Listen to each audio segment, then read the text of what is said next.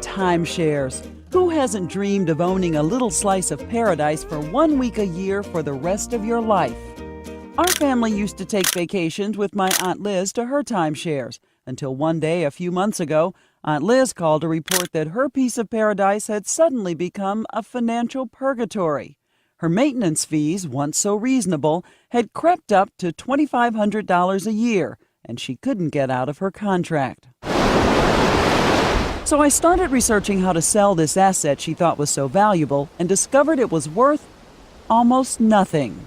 Timeshares matching what she'd bought 4 years ago for $55,000 were going for about $5,000 online. When you talk about a timeshare as an investment, it's really a poor word, and I apologize for using that, because you're never going to make money off a timeshare.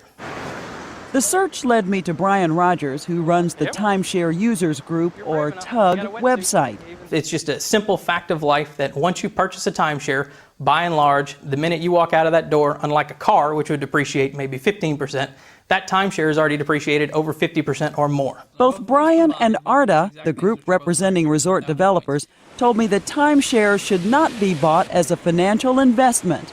The value is in the enjoyment you get from them. But that's it. There are still people who love their timeshares. Absolutely. There are people who they're very happy timeshare owners. Absolutely. It's not that people are unhappy with timeshares.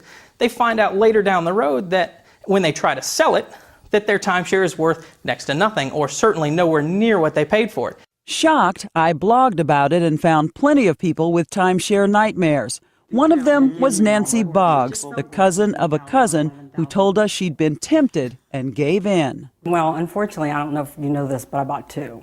Not once, but twice. So the first one that I bought, I think it was like $11,500, the one in Maui. You're on vacation, what do you think came over you in that week? The glory of relaxation is what came over me. I mean, it was just such a wonderful, beautiful place.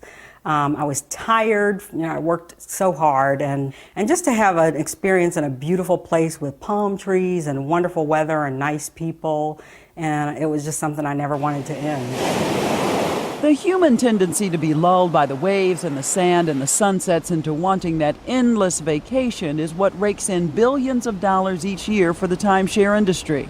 They bring you into this room, and there's lots of balloons, and it's like a big party atmosphere. And then you hear bells ringing in the background and horns honking and people screaming and delightful screams. But I mean, happy screams, but they're like, Mr. and Mrs. So-and-so just invested in the happiness of their family or something like that. And before you know it, you've plunked down $10,000 or $20,000 or even $50,000 toward the happiness of your family. Nancy eventually sold Hawaii. She belatedly realized it was pretty impractical to get the family together to make an annual pilgrimage from the Midwest to Hawaii. But then she fell in love again. Ladies and gentlemen, welcome to glorious Cancun. With Cancun. You wrote them a check for the full amount. $13,500? Yes, unfortunately. I did. And then how much was the maintenance? It was a couple $100 a month until there was a hurricane. A hurricane that she says damaged the timeshare so much she couldn't go there. But the company charged a special assessment. Once the hurricane came, then it went from like $150, something like that, to like $500 a month. Yeah. You're kidding. A month? A month, because they had to rebuild everything. It was a huge place. And then you can't even use it. Can't use it while they're rebuilding, right. And even if there were other places that you could use, you don't know what the place is like. And so it just turned out to be a horrible waste of my money. I said, I would have done just as well to just take a stack of money and just light a match to it. Nancy tried to give her timeshare to a charity, but they didn't want it. Finally, she paid an agency $2,000 to take it off her hands. Brian Rogers says about half of TUG's 30,000 members join so they can sell their timeshare. It's a rude awakening. They discover that it's extremely, extremely hard to sell a timeshare, and that's because there are so many more sellers than buyers.